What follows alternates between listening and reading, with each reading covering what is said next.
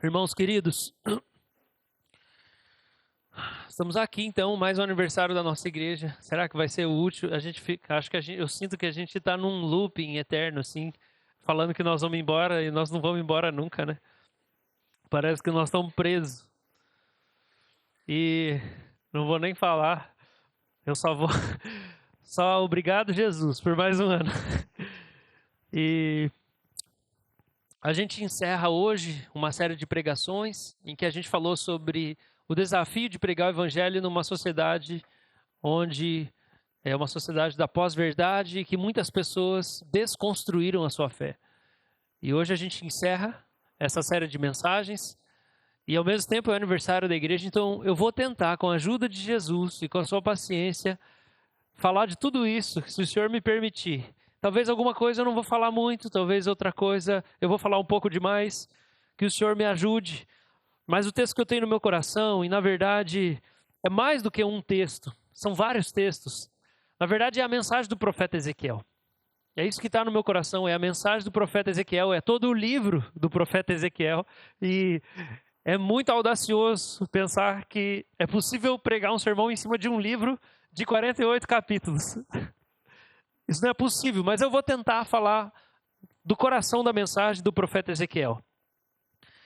E quando a gente olha e os textos que eu acredito que eu devo dar mais ênfase, são textos em que falam sobre o trono e o templo. O trono e o templo no profeta Ezequiel. O tema da mensagem nessa manhã é profetizando submerso no rio da vida. O profeta Ezequiel, para esclarecer um pouco para a gente qual é a situação, ele é um dos profetas levado no cativeiro babilônico.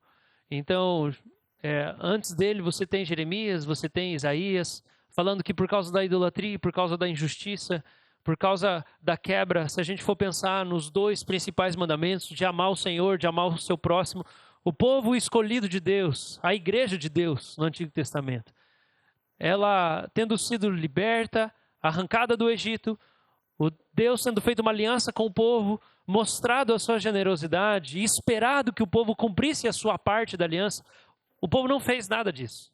O povo foi muito abençoado, mas o povo não se santificou e não se tornou parecido com o seu Deus. Então a adoração deles, que Deus já tinha dito que ele era ciumento, e ele queria exclusividade.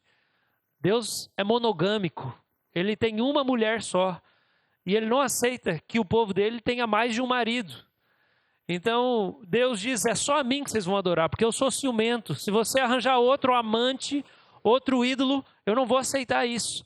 Então Deus passa as orientações de como o culto deve acontecer. E Deus passa as orientações de como a vida nessa terra prometida, nesse paraíso recuperado, ela devia acontecer. Só que o povo contamina a adoração, eles começam a se afeiçoar por ídolos e eles começam também a ser dominados pela ganância no seu coração e então a injustiça começa a imperar sobre a terra. E o profeta Ezequiel, seguindo ali os outros dois profetas maiores, Isaías e Jeremias, ele vem anunciando que a idolatria do povo e a injustiça cometida com os mais fracos e os mais pobres subiu a Deus e a ira de Deus foi despertada. Então Deus vai vir em direção ao povo e ele vai levantar um inimigo. É Deus quem envia a Babilônia. E a Babilônia vem para levar o povo em cativeiro, porque através do sofrimento Deus vai conseguir ganhar a atenção do povo de novo. Você sabe como a gente às vezes precisa passar por um momento de sofrimento para valorizar aquilo que é realmente importante? É isso que está acontecendo com o povo. E o povo está sendo levado para o cativeiro. O povo está sendo levado para a Babilônia. E Ezequiel é um profeta levado. Ele é levado ainda muito jovem. Ele é levado escravo, junto com todo o povo. E quando ele está lá na Babilônia, junto ao rio Quebar, como está nos primeiros capítulos de Ezequiel, ele começa a ter visões de Deus. Então ele é um profeta que está vivendo o juízo de Deus. É incrível a gente pensar isso. Quando a gente pensa, por exemplo, no profeta Jeremias e no profeta Ezequiel, que eles são profetas que estão obedecendo a Deus, agradando a Deus. Eles estão falando em nome de Deus. Só que as profecias que eles fazem para o povo, de que o juízo vai vir sobre o povo, Deus vai corrigir, Deus vai ter que purificar, são profecias das quais eles não vão conseguir se livrar do cumprimento. porque eles são parte do povo. Embora eles não tenham praticado todos aqueles pecados que o povo praticou, eles são parte do povo, eles não conseguem se livrar daquele cumprimento. Isso traz para nós, primeiramente, um senso de comunidade. A gente hoje acha que a nossa fé é muito individual. O que eu faço sou eu e Deus. Eu estou bem com Deus. A igreja eu não sei se está bem, mas eu estou bem com Deus. Eu estou orando, eu estou adorando, eu estou lendo a Bíblia, eu estou bem com Deus. Mas você sabe que isso não funciona para Jeremias nem para Ezequiel? Porque eles estão bem com Deus. Mas o que acontece com a comunidade afeta eles também. Porque se a comunidade não está bem, eles também não estão bem. Porque se a comunidade vai para o exílio, eles também vão para o exílio. Jeremias vê destruição de Jerusalém. E daí a história vai colocar, não sabemos como exatamente ele morreu, talvez ele foi levado para o Egito Velho e morreu lá, talvez ele foi cerrado ao meio, colocado dentro de um tronco e cerrado ao meio, porque embora ele não tivesse cometido aqueles pecados que ele estava denunciando, ele fazia parte da comunidade. O que acontece com a igreja afeta a gente também. E o que acontece com a cidade afeta a gente também. Os profetas falaram isso. Abençoa a cidade, olha para a cidade. Cuida da cidade, porque no bem da cidade vocês vão viver bem também. Isso já quando eles estão na Babilônia. Então o senso de comunitário, ele é recuperado quando a gente avalia a história de Ezequiel e pensa que ele é um profeta do exílio. Ele foi escravizado, ele foi levado junto. E estando lá, ele começa a ter visões do trono de Deus, da glória de Deus. Eu não sei se você já leu o livro de Ezequiel, mas tem aquelas coisas que parecem meio malucas para nós. De repente, são os querubins, e aqueles seres que têm rostos, 4 rostos diferentes, e aquelas rodas que ficam girando. E daí, de repente, ele vê brasas, e Deus manda ele chegar e pegar a brasa, e aquela coisa, e é cheio de visões, e visões, e visões extraordinárias. E Deus fala para ele, esse povo é teimoso. Você vai profetizar, mas eu já vou dizer, eles não vão ouvir, mas fica tranquilo, que eu fiz, eles são cabeça dura, mas eu fiz a sua cabeça ser uma cabeça de diamante. A sua testa é de diamante, você vai dar cabeçada em todo mundo. E você não vai quebrar. Que chamado legal, hein, Deus? Que bacana. Então, Ezequiel vai. Ele vai. E ele começa a profetizar sobre o tempo da destruição de Jerusalém ser um tempo de juízo e purificação. Mas Ezequiel, nos últimos capítulos onde eu quero enfocar, do capítulo 40 ao 48, ele começa a falar sobre o templo, e ele tem visões do templo. E ali ele vai terminar o seu período de profecia, de ministério profético, falando sobre como Deus vai restaurar depois do tempo de juízo. O juízo vem por causa da idolatria. O juízo vem por causa do pecado, mas Deus vai restaurar. Ele vai restaurar o templo, ele vai restaurar a adoração, ele vai restaurar o povo, o rio da vida vai fluir no meio da comunidade de Deus. Porque Deus não abandona o seu povo. O povo vira as costas para Deus. O povo cai em apostasia. O povo cai em idolatria. O coração do povo passa a ter prazer mais no pecado do que na santidade. Deus não abandona o povo. Deus traz juízo sobre o povo, leva o povo ao sofrimento, faz com que o seu coração se quebrante, e em sofrimento o povo volta para Deus, e então Deus restaura o povo outra vez. Deus não desiste do seu povo. Ezequiel tem essa mensagem para dizer. O fim vai ser maravilhoso. E nós temos falado aqui sobre desconstrução. E eu queria entrar agora nessa outra via. A desconstrução é um movimento de demolição doutrinária das crenças clássicas do cristianismo, que a igreja tem protegido por 2000 anos, ou quase isso. A gente sabe que levaram alguns séculos para que algumas doutrinas pudessem se consolidar. A gente sempre pensa na doutrina da Trindade, por exemplo, essa palavra que não existe na Bíblia e que levou uns 2, 3 séculos para que pudesse existir, mas a igreja toda concordou e entendeu que essa ideia de um Deus trino já estava na Bíblia, embora essa palavra não existisse.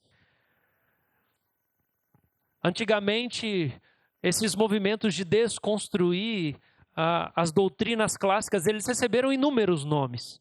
São inúmeras heresias ao longo do tempo da igreja que significavam isso de de tentar se livrar de algumas partes das Escrituras, ou então joga o Antigo Testamento fora, ele parece muito cruel, ou então tira essas partes da Bíblia, ou essas doutrinas, isso aqui parece muito ruim.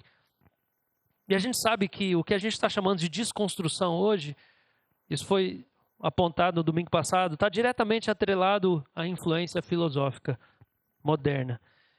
Para a gente entender um pouco como as coisas mudaram, e por que agora a gente chama de desconstrução, e qual a diferença da desconstrução, é só você pensar o que é ser crente 30 anos atrás ou 40 anos atrás.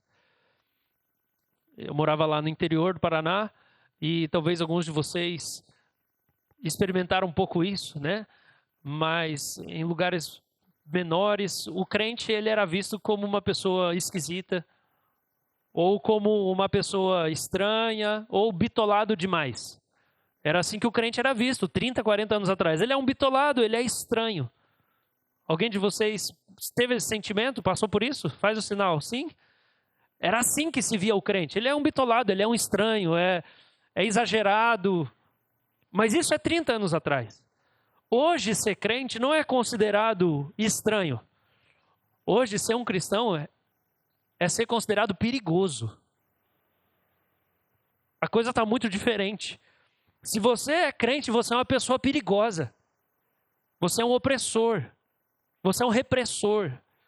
Não é só que você é esquisito, bitolado, estranho, exagerado, você não faz nada, você, vamos pensar nas linhas mais radicais, não joga bola, não vai no cinema, não bebe, não isso, não aquilo, não vê televisão.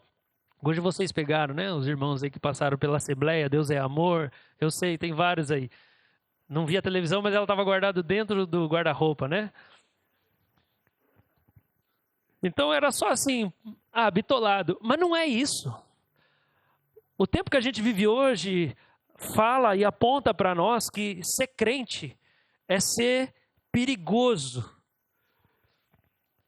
E esse movimento todo, ele acontece com pessoas que,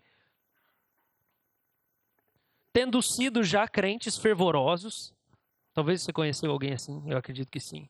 Alguém que foi um crente fervoroso, serviu a Deus, fez missões, amou a Bíblia, evangelizou, mas chegou no momento em que começou a questionar as doutrinas e começou a viver um processo de desconstrução e que enxerga hoje quem ficou na igreja como gente perigosa que faz mal para as pessoas. Hoje a igreja, o crente que acredita em toda a Bíblia, ele é visto como perigoso. E eu acho que a causa primária, e aqui é especulação, porque não existe regra, mas a minha observação é que a causa primária que leva um crente para a desconstrução das suas convicções de fé, que ele começa a duvidar da Bíblia, é uma causa afetiva. É emocional. A insatisfação emocional ou existencial que vem de uma pessoa que tem uma fé mais pragmática, mais intelectualizada e uma fé pouco espiritual de fato. Isso faz com que esse crente emocionalmente insatisfeito, ele pensa, eu faço o que é certo, eu acredito no que é certo, mas essa fé não toca as afeições dele. Faz com que esse crente que não crucificou suas concupiscências, o apóstolo Paulo fala que a gente tem que crucificar as concupiscências com Cristo. O crente que não crucifica os seus desejos pecaminosos, ele começa a ficar frustrado com Jesus. Ele começa a ficar decepcionado com Jesus, porque Jesus não realiza o sonho pecaminoso dele. Jesus não cumpre os desejos pecaminosos dessa pessoa. Essa pessoa está lá assim, ela está crendo corretamente, ela está servindo a Deus, ela está sendo uma bênção, ela faz a viagem missionária, ela cuida do ministério infantil, ela faz isso, ela trabalha um monte de coisa. Só que ela tem alguns desejos ocultos, secretos, pecaminosos, que ela está esperando que Jesus vai realizar, que Jesus vai cumprir. E Jesus não cumpre esses sonhos. E aí ele começa a ser um crente emocionalmente frustrado. E ele começa a escutar que existe um caminho do meio, onde ele pode continuar crente e ele mesmo realizar os seus sonhos. Ou ele começa a ouvir que aqueles sonhos secretos não são pecaminosos e eles não vão fazer mal. Afinal de contas, Deus não me quer feliz? Se Deus é amor, existe alguma forma de amor que Deus não aprova? Deus quer que a gente se sinta amado. Então essa pessoa começa a nutrir alguns pensamentos acerca da vida que ela pode ter. E o que acontece é que o eu dela, sem ela perceber, se assenta no trono do coração dela. Ela tem a forma de crente, ela tem o discurso de crente, ela canta os louvores, ela se emociona na adoração. A adoração mexe com ela. Só que no seu coração, Jesus não está mais sentado no trono. Sutilmente, o eu senta no trono. Essa pessoa pensa que ela está seguindo Jesus, porque ela tem alguma ainda experiência da fé. Ela sente que a fé é verdadeira, mas na verdade tem uma erva daninha crescendo no seu coração. E o que aconteceu? O que aconteceu é que, pouco a pouco, a palavra de Deus deixou de ser a autoridade debaixo da qual essa pessoa se submetia. E outras vozes começaram a induzir essa pessoa. O apóstolo Paulo fala isso em 2 Coríntios, capítulo 11, onde ele fala assim: eu sou para vocês, coríntios, como um pai de uma donzela, que está tentando proteger essa donzela para que ela possa permanecer virgem, para casar uma única vez e ter uma única pessoa a quem ela vai se entregar sexualmente. Gente, está óbvio que se alguém ainda questiona ou duvida qual é o padrão, qual é a ética sexual do Novo Testamento, ou que o apóstolo Paulo segue, ou qual é a visão da igreja. Porque Paulo está falando que ele é esse pai. Ele está tratando a igreja de Corinto como um pai, que está tentando proteger, impedir a igreja de Corinto de ter qualquer envolvimento e se entregar com alguém que não seja o marido. E ele fala: Jesus é esse marido. Mas eu temo, eu receio que assim como Eva foi enganada, vocês sejam seduzidas pela conversa da serpente e vocês percam a simplicidade de Cristo. Com simplicidade, ele está falando uma devoção exclusiva a Jesus. A devoção exclusiva à palavra de Jesus. O que acontece é que a palavra de Jesus deixa de reinar sobre o coração. Ezequiel 14, do 1 ao 4, descreve isso. Esse processo de desconstrução numa figura entre os líderes de Israel. Vamos ler. Então alguns dos anciãos de Israel vieram e se assentaram diante de mim. A palavra do Senhor veio a mim dizendo: Filho do homem, estes homens levantaram ídolos dentro do seu coração e puseram diante de si o tropeço que os leva a cair em iniquidade. Será que eu deveria permitir que eles me consultem? Portanto, fale com eles e diga-lhes: assim diz o Senhor Deus. Qualquer homem da casa de Israel que levantar ídolos dentro do seu coração e puser diante de si tropeço que o leva a cair em iniquidade, e depois vier consultar um profeta, eu, Senhor, lhe responderei segundo a multidão dos seus ídolos. Verso 6. Portanto, diga à casa de Israel: assim diz o Senhor Deus, convertam-se e afastem de seus ídolos, desviem o rosto de todas as suas abominações. O povo está lá no cativeiro. Ezequiel era da linhagem sacerdotal. E se tivesse templo, se existisse um templo construído, Ezequiel faria parte da equipe sacerdotal. Então ele está reunido com os anciãos, e os anciãos vão para a casa dele, e quando os anciãos estão lá na casa dele, a palavra do Senhor chega para ele e fala assim: esses caras que estão sentados aqui na sua casa, os líderes da igreja, eles levantaram ídolos dentro do coração deles. E agora eles estão vindo orar e me consultar. Eu não vou deixar eles saberem a minha vontade. Eu não vou deixar. Eu não vou lançar pérolas aos porcos. Eu não vou falar para eles o que eu penso. Eu vou deixar eles pensarem que o que eles querem é a minha vontade. Eu vou deixar eles se enganarem. Gente, é isso que acontece no processo da desconstrução. Levanta-se ídolos dentro do coração. Eu não sei porquê, né? Geralmente tem a ver com a sexualidade. Na verdade, tem a ver com os nossos desejos mais profundos que a gente não quer crucificar. E a gente não quer entregar para Jesus. A gente não quer oferecer sacrifício para Jesus. A gente não quer dar o que Jesus merece. A gente não quer o que Jesus está pedindo para nós. Jesus está querendo transformar quem a gente é. Mas a gente está querendo ser quem a gente é. Começa na sexualidade, mas depois passa pelo nosso bolso. E eu não sei para onde o Senhor vai nos conduzir exatamente no ano que vem, no que diz respeito às pregações. Eu tenho alguma ideia, mas eu sei que isso é algo que o Senhor vai ter que mexer com a gente. Porque a nossa vida, como classe média alta, é muito confortável. E o conforto inibe a gente. Os confortos momentâneos e fáceis e rápidos é a comida gostosa, é a cama confortável, é a casa cheia de tecnologia. Tudo isso faz uma coisa com o nosso coração. A gente não está acostumado mais a lidar com o desconsolo. A gente perde familiaridade com o sentimento da tristeza segundo Deus. A gente desconhece o que é uma angústia que é provocada por Deus no nosso coração. A gente não se sensibiliza mais, porque a gente se consola o tempo todo com coisas muito fáceis.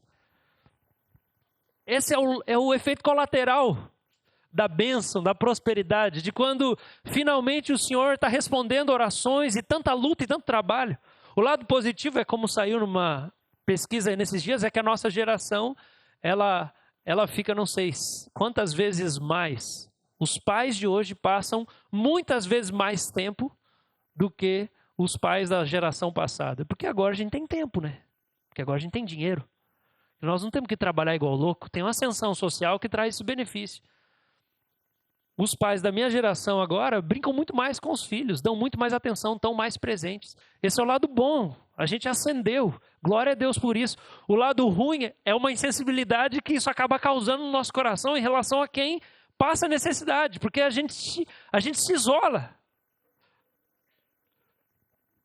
Esses são os ídolos do coração. São os ídolos do nosso coração. E a gente pensa que a gente está andando com Deus. E o que acontece nesse processo todo de desconstrução, irmãos, é que quem está passando por isso está tentando fazer contato com a sua própria humanidade, está tentando ser mais humano. Essas pessoas querem liberdade, amor, elas querem afetividade. Só que é uma busca por amor separada da verdade da palavra de Deus. E o preço disso é muito alto. É muito alto você buscar Deus separado da palavra dele. É um preço muito alto. Porque você vai criar uma deformidade, você vai criar um ídolo no seu coração. Que não é Deus. E para você voltar depois vai ser muito difícil. Você pode mudar o texto agora comigo para Ezequiel 43. A gente vai ler do 7 ao 9.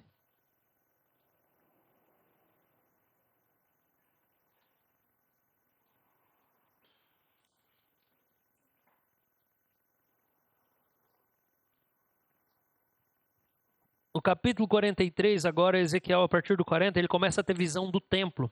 Só que lembra que o templo está destruído já. Jerusalém foi destruída, o templo foi destruído, ele está na Babilônia e Deus agora começa a trazer visões do templo. E agora no capítulo 43, a gente não vai entrar nisso exatamente agora, mas ele vê o templo e ele vê a glória de Deus entrando no templo. Daqui a pouco a gente vai explanar isso. Chega no versículo 7, tá assim: o Senhor me disse: Filho do homem, esse é o lugar do meu trono e o lugar das plantas dos meus pés, onde habitarei no meio dos filhos de Israel para sempre. Nunca mais a casa de Israel contaminará o meu santo nome, nem eles nem os seus reis com as suas prostituições e com o cadáver dos seus reis nos seus lugares altos. Quando puseram o seu limiar junto ao meu limiar e os seus batentes junto aos meus batentes, havendo apenas uma parede entre mim e eles, contaminaram o meu santo nome com as abominações que cometeram. Por isso eu os consumi na minha ira. Agora que eles lancem para longe de mim a sua prostituição e o cadáver dos seus reis, e habitarei no meio deles para sempre. A NVT coloca de uma maneira mais fácil de ser compreendida. Versículo 8 e 9, ele fala assim: puseram os altares dos seus ídolos ao lado do meu altar, com apenas uma parede entre mim e eles. Profanaram o meu santo nome com esse pecado detestável, por isso os consumi em minha ira. Agora que deixem de adorar outros deuses e honrar as relíquias de seus reis, e eu habitarei no meio deles para sempre. Tem um comentarista, Matthew Paul, ele escreve assim: os reis idólatras de Judá e Israel construíram templos e altares para seus ídolos, e eles são chamados de limiares. Os judeus ou o povo de Judá e seus reis ergueram-nos nos pátios ou perto dos pátios do templo, e tão próximos estavam dos umbrais do templo de Deus, e os seus pilares idólatras perto dos pilares de Deus, que se tornaram um incômodo para Deus. E havia apenas um muro entre Deus e os ídolos, de modo que sob os olhos do Senhor e ao alcance dos seus ouvidos, com a maior presunção, eles invocavam o nome dos ídolos. O estado do templo e de Israel antes da destruição de Jerusalém, ele era tenebroso. Eles começam a levantar altares e estátuas de outros deuses pagãos no pátio do templo. E Deus aqui, ele começa o texto falando o que é o templo. Versículo 7, ele fala assim: o templo é o lugar onde está o meu pé. Porque no imaginário do israelita, o templo é a intersecção do céu com a terra. É o portal. O portal da terra com o céu é o templo. É aquele lugar de encontro. Especificamente o santuário, que é chamado de Santo dos Santos. Então lembra que o templo ele era tripartite, como diz um teólogo, ele tem três partes. Você tem o pátio externo, daí você tem o lugar santo, onde tem o candelabro, e você tem o Santo dos Santos, onde tem a Arca da Aliança, e o sacerdote entra uma vez no ano ali na presença de Deus, levando o sangue do animal que ele matou lá fora, para fazer intercessão e expiação dos pecados do povo. O que Deus está dizendo no versículo 7 é: o Santo dos Santos, o santuário, é o lugar onde o meu pé fica. Porque o santuário master é no céu. Então, se você quiser encontrar a presença de Deus de verdade, é lá no santuário. Mas lá você vai achar o pé dele só. É isso que ele fala. Aí é o lugar do meu pé. Lembra quando Isaías está no capítulo 6, prestando o serviço sacerdotal e ele tem uma visão de Deus? O que ele vê? O que ele vê? Ele vê o Senhor sentado lá no alto sublime trono. E ele vê o quê? A orla das vestes do Senhor enchendo o templo aqui embaixo. Essa é a visão de Isaías. O trono de Deus está lá em cima. O Santo dos Santos é o lugar onde está o pé de Deus e o final da capa de Deus. Então o templo é o lugar onde Deus pode ser encontrado de verdade. Aqui no contexto do Antigo Testamento. O que o povo de Israel tinha feito? No processo deles de apostasia, de idolatria, eles pegaram outros ídolos, outras ambições do coração deles, outras coisas que eles queriam, e eles começaram a juntar do lado de fora do templo, no pátio, na parte exterior do templo, e eles começaram a erguer os altares dos falsos ídolos do lado de fora. E Deus está falando assim: meu pé está no santuário. Tem uma parede entre o santuário e o lado de fora, onde vocês construíram outros ídolos. E vocês chegam lá e invocam esses ídolos. Eu estou ouvindo vocês invocarem outros ídolos e não o meu nome. Só tem uma parede entre eu e os ídolos. Vocês são audaciosos. Como que vocês tiveram coragem de fazer isso? Na linguagem de Deus é como se você estivesse pegando uma amante e se deitando com ela no quarto do lado em que a sua esposa dorme. E só tem uma parede entre a sua esposa com quem você tem uma aliança, e do outro lado está você e a amante. E Deus está dizendo: vocês estão chamando outros amantes do lado de fora do templo. Só que quando a gente vai para Ezequiel 14, onde não tem mais templo, porque Deus aí chega e ele destrói tudo. Deus, ele destrói tudo. Ele destrói os ídolos, ele destrói o templo, acabou. não tem mais serviço sacerdotal, não tem mais culto, acabou culto, não tem templo, não tem culto, e o pé de Deus não está mais lá. Porque Deus é um marido furioso que foi traído e ele cansou. Agora o povo está lá, na Babilônia, e agora Deus está falando a mesma coisa, está falando. Eles fizeram a mesma coisa, eles levantaram ídolos no coração. O coração. O nosso coração, irmãos. O nosso Deus é tão majestoso que ele vem habitar no nosso coração. E não é um versículo, mas podia ser. O nosso coração é uma fábrica de ídolos. Mas o Senhor é ciumento. E Ele quer o nosso coração e Ele quer tudo na nossa vida. Ele quer tudo de nós.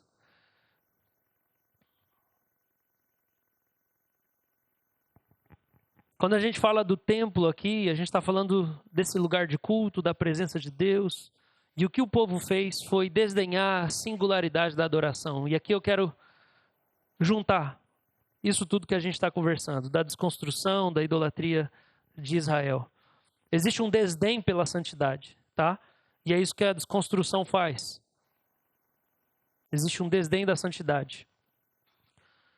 Agora a gente vai chegar daqui para frente numa passagem que todos vocês conhecem. E que é uma passagem muito bonita, mas que ela precisa ser contextualizada, que é a passagem do rio que sai do templo. Essa passagem está no capítulo 47. No capítulo 47, o profeta Ezequiel é levado para olhar o templo. E quando ele olha a porta a leste do templo, debaixo da entrada do templo começa a borbulhar água.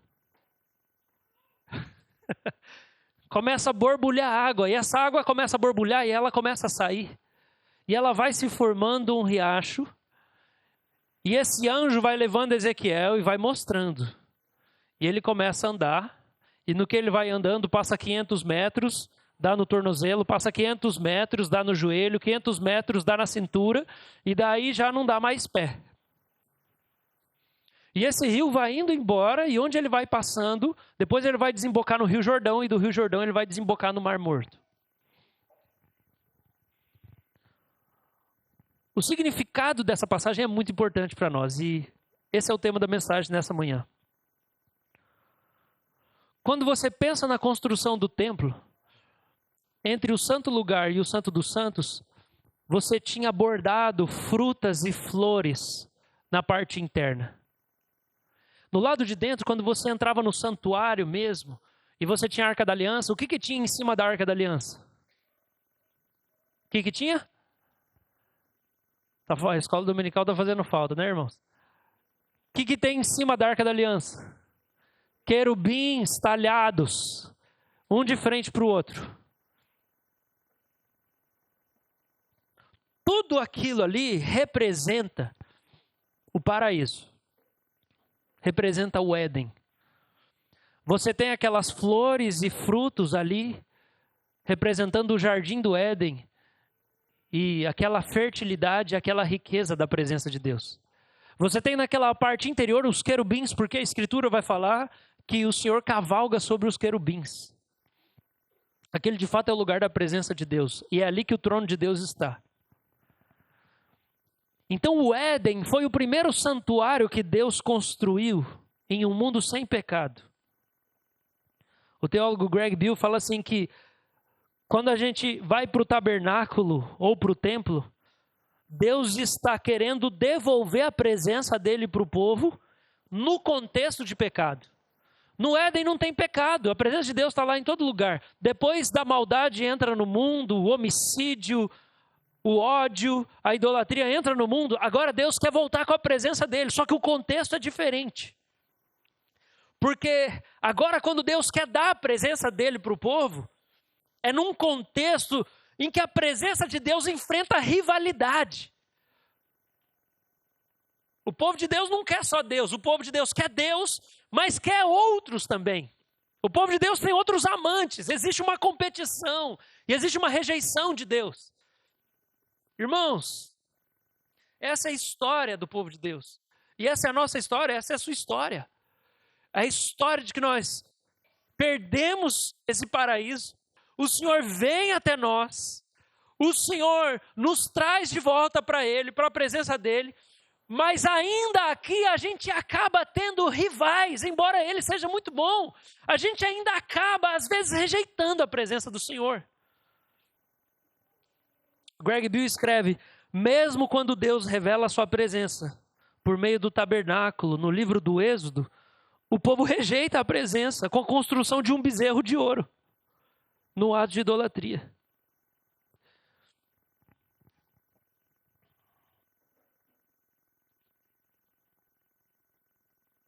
Só que o templo, irmãos, agora eu vou caminhar para encerrar.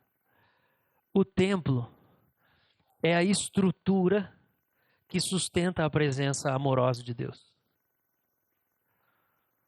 No contexto de pecado, o templo é a estrutura.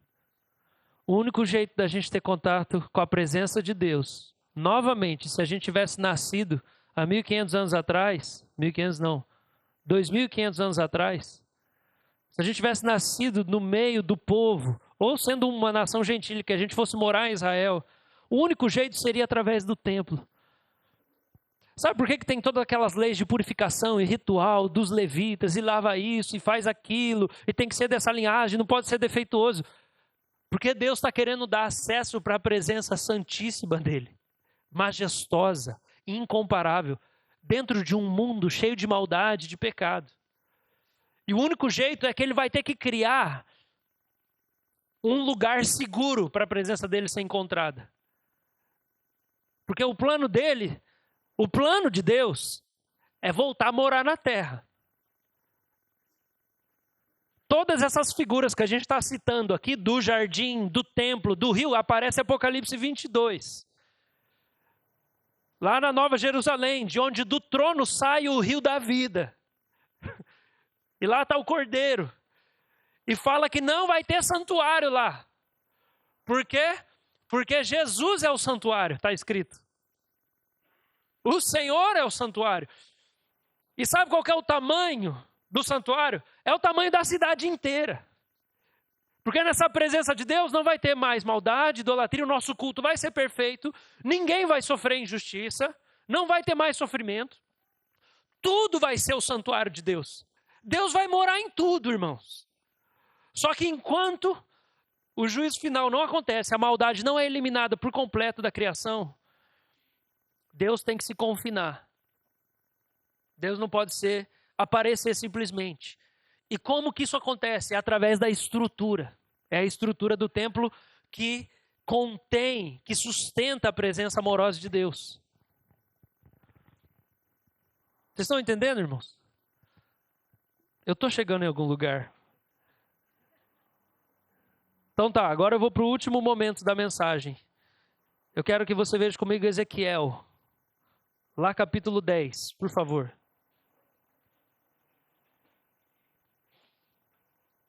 Ezequiel 10.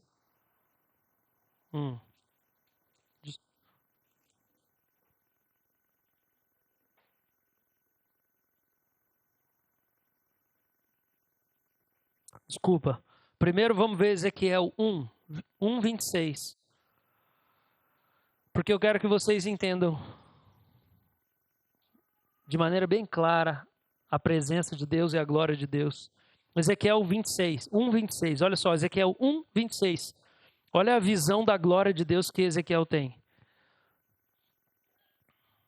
Por cima do firmamento que estava sobre a cabeça dos seres viventes, estão os querubins, tá? Ou seja, ele está vendo os querubins em cima da cabeça dos querubins. O que ele está vendo? Algo semelhante a um trono, como uma safira. Então, eu vou explicar, olha aqui para mim.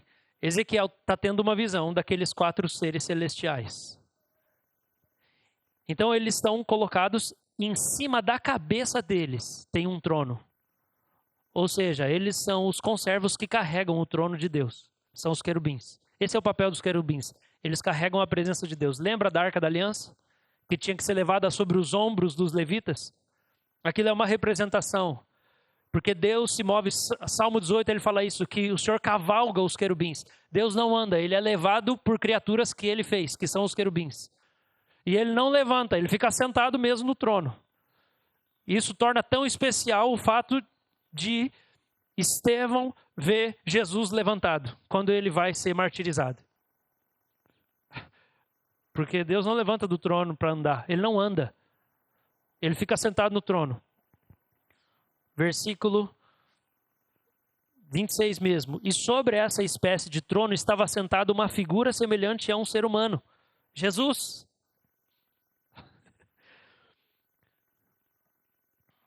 27. Vi que essa figura era como metal brilhante, como fogo ao redor dela. Parece a visão de Apocalipse, Apocalipse 1.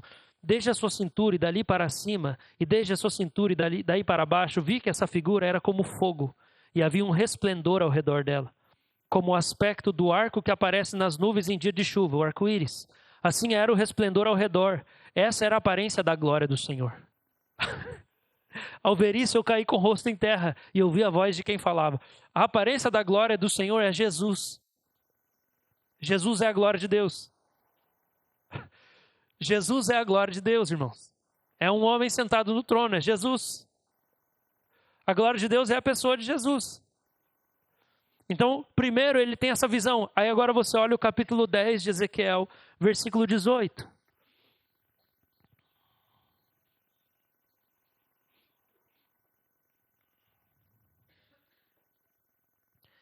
Então a glória do Senhor saiu da entrada do templo e parou sobre os querubins. Os querubins levantavam as suas asas e se elevaram da terra à minha vista, quando saíram acompanhados pelas rodas. Pararam à entrada do portão leste da casa do Senhor, e a glória do Deus de Israel estava no alto sobre eles. Então agora tem umas rodas debaixo ou ao lado dos querubins. Tá? Esse trono é um trono móvel. Ele se mexe, ele vai de um lado para o outro.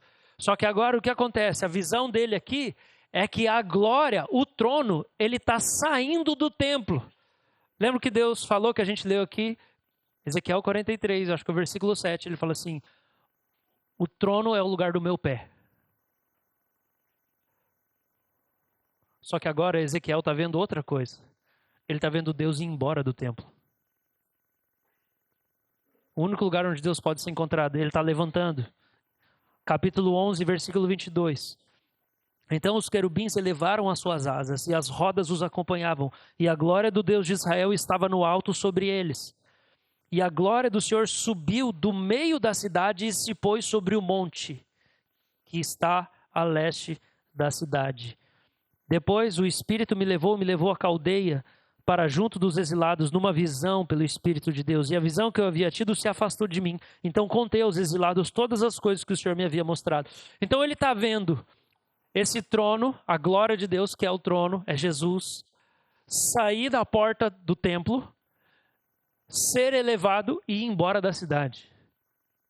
Essa visão aqui é a visão em que Deus está falando para Ezequiel assim, olha, vocês quiseram me adorar e adorar suas próprias vontades, os seus próprios ídolos. Eu estou indo embora. E Deus vai embora. Ele pega as coisas e vai embora. Estou saindo de casa.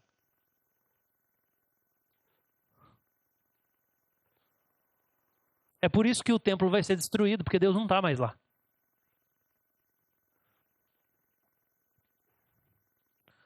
E daí quando a gente chega, irmãos... Agora você pode voltar para o capítulo 43? Quando a gente chega agora no capítulo 43, quando o povo já está lá, exilado, escravizado, sem esperança, Deus mostra um templo para Ezequiel.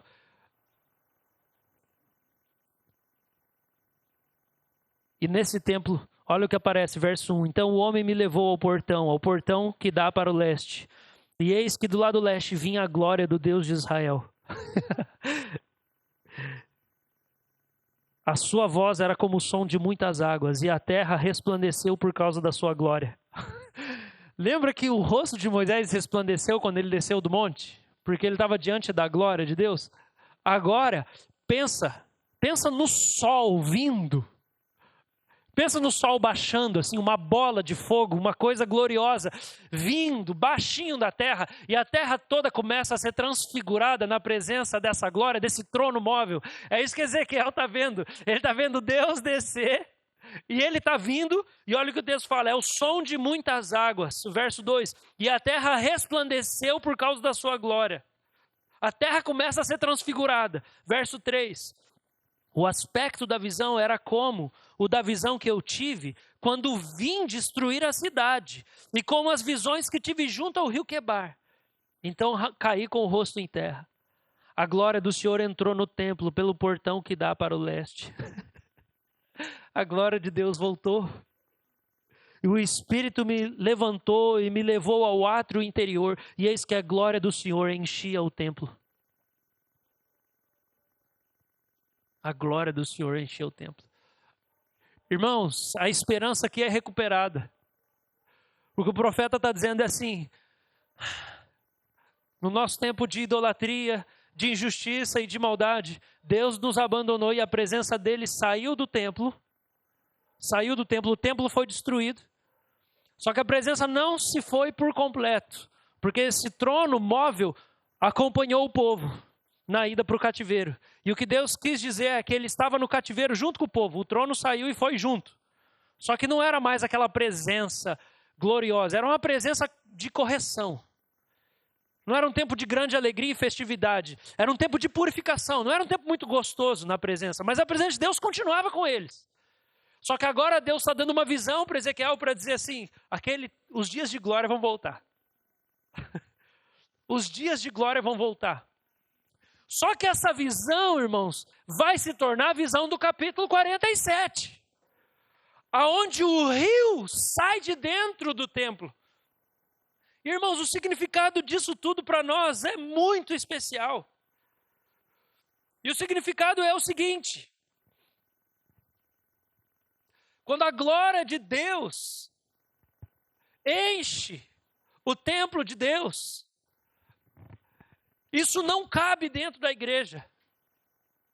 Essa vida não consegue ficar retida dentro da igreja. Ela precisa sair debaixo da porta. Ela começa a borbulhar para fora. E o texto fala que por onde esse rio vai passando, no capítulo 47, ele vai gerando vida. E tudo que está morto começa a reviver.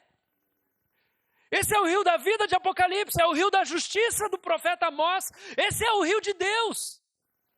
É a própria presença do Espírito Santo, que Jesus diz lá em João 7, aquele que crer em mim, do seu interior fluirão rios de água viva. É a presença de Deus, é a glória de Deus dentro da igreja.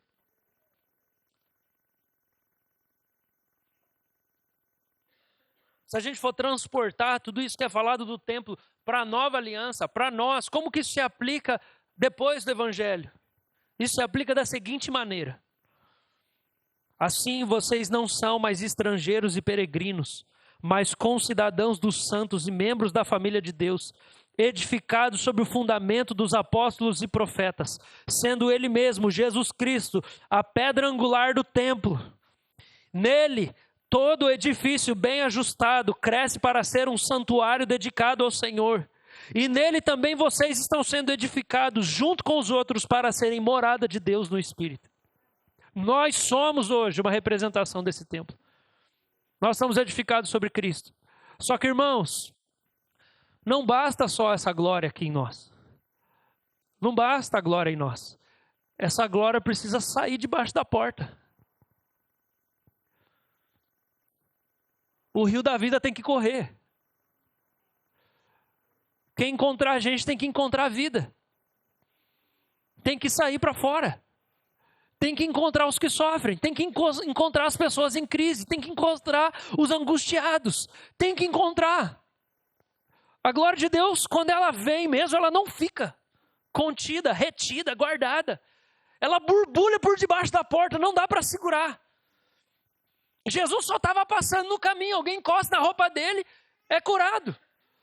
Ele nem estava tentando, mas é que nele habita a plenitude da glória de Deus. E esse é o nosso objetivo, esse é o nosso alvo.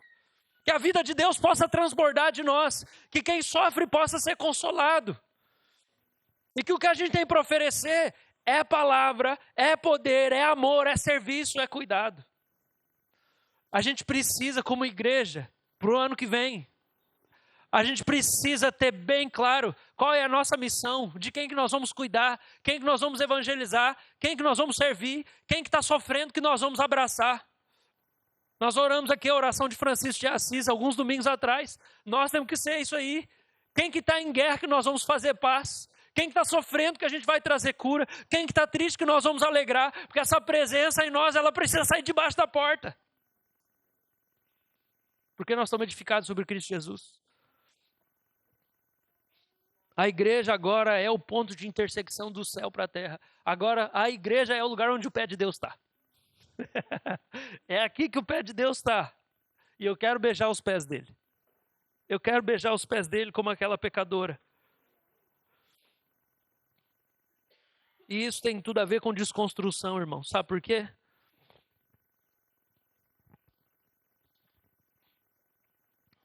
Porque quem desconstrói as doutrinas clássicas da fé cristã, fazendo isso para encontrar um Deus amoroso, desconstrói a estrutura que retém a presença amorosa dele. Quando você começa a desconstruir as doutrinas, você perde o próprio Deus e a presença de Deus. As pessoas começam a desconstruir, não, mas a moral não é isso, mas não é aquilo, mas não é bem assim, mas a Bíblia não é inspirada, mas não é... Faz isso tentando buscar um alívio e uma fé um pouco mais leve. Só que o que acontece quando a estrutura é desfeita? A presença se vai também. A presença vai embora. Você precisa de estrutura. A gente precisa de estrutura. Não tem jeito. A gente precisa de solidez. E essa deve ser a marca da nossa igreja e deve ser a marca de toda a igreja em Cristo Jesus. Deus está convocando a gente para assumir a identidade que Cristo nos oferece. Um santuário onde o rio da vida cura a cidade. Um santuário de onde o trono de Deus está estabelecido e de onde o rio da vida sai e cura a cidade.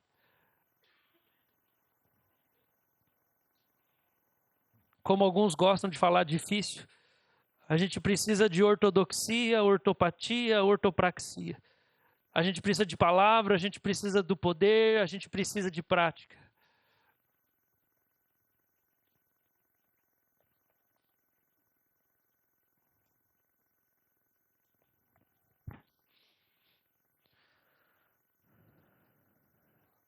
Não foi à toa que nesse semestre eu senti assim que Deus estava querendo enfatizar missões para nós. E a gente teve muitos missionários falando na nossa igreja nesse semestre. A minha impressão é que Deus está falando assim, já está tudo pronto. Está aí, está tudo feito, a coluna está levantada, as colunas da igreja estão levantadas, vocês já sabem quem vocês são. Irmãos, nossa ruptura denominacional não foi só um acontecimento humano. Existe um timing de Deus. Enquanto antes disso acontecer e depois, Deus estava falando muitas coisas. Estava na hora de nascer. Estava na hora de Deus colocar a gente no nosso lugar mesmo. E amadurecer a nossa identidade, o que Ele estava construindo há tanto tempo. As colunas estão erigidas, a gente já tem aprendido a ouvir a voz de Deus. Tem uma coisa que está faltando, é a última parte. Qual é a nossa missão? Como é que ela vai aparecer? Quem que nós vamos servir, quem nós vamos cuidar, quem nós vamos abraçar. Essa é a parte que está faltando. E Deus tem começado a dar sinais para nós. Deus tem dado sinais para nós. Mas eu acredito que o nosso coração tem que olhar para o Senhor e falar, Senhor, eu quero fazer o que o Senhor está fazendo aqui na terra, Senhor. Eu quero ver o rio saindo de mim. Eu quero ver borbulhar para fora. Porque, irmãos, o Mar Morto é o lugar mais baixo da terra. Não tem nada vivo lá. Se você for lá também, você morre. Brincadeira. Você sabe, né? Deita lá, você flutua, aquela coisa, salgado, não tem vida. E o texto fala de um milagre, uma coisa sobrenatural. Essa água que sai do trono, ela transforma e começa a ter peixe dentro do rio. O lugar que estava morto tem peixe, daí tem um monte de pescadores. E o comércio é mexido, e a beleza, e as árvores dão frutos dos dois lados do rio. Apocalipse fala que a folha das árvores são para curar as nações. Tem que materializar essa presença de Deus que a gente sente, experimenta. Se nós somos esse santuário da casa de Deus, o lugar da presença, tem que materializar, irmãos, tem que mudar alguma coisa. Mas a gente vai ter que vencer os ídolos do conforto, a gente vai ter que vencer os ídolos no nosso aconchego, os ídolos que a gente coloca do lado de fora do templo, para ficar apenas a uma parede de separação entre o Senhor e nós. Não dá, o Senhor está chamando a gente para uma radicalidade maior. Ou Ele é tudo, ou não vai para frente. E a gente precisa saber que existe prazer no sacrifício. Existe prazer em sacrificar o que Deus pede. Existe uma alegria que Ele dá para nós como recompensa.